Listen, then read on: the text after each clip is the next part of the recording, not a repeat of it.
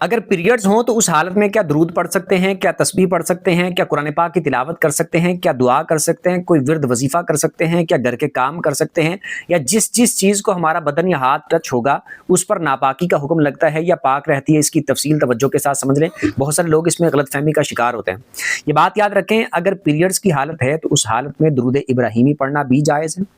اسی طرح اگر مثال کے طور پر کوئی اور درود پڑھتے ہیں وہ پڑھنا بھی بالکل جائز ہے، کوئی دعا پڑھتے ہیں وہ پڑھنا بالکل جائز ہے، ورد وظیفہ کرتے ہیں وہ کرنا بھی جائز ہے۔ اسی طرح اگر مثال کے طور پر کوئی اور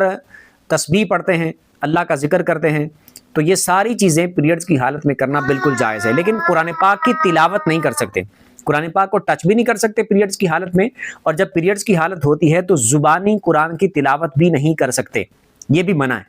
دوسری بات، اگر گھر کے باقی جیسے کام یا معاملات کرنے ہیں، کھانا پکانا وہ بھی جائز ہے، کھانا کھانا بالکل جائز ہے، اسی طرح گھر کے باقی معاملات اور کام وہ بھی جائز ہے، اور کسی چیز کو اگر ہاتھ یا بدن ٹچ ہو جاتا ہے تو ہاتھ یا بدن ٹچ ہونے کی وجہ سے وہ چیز ناپاک نہیں ہوتی، وہ پاک ہی رہتی ہے۔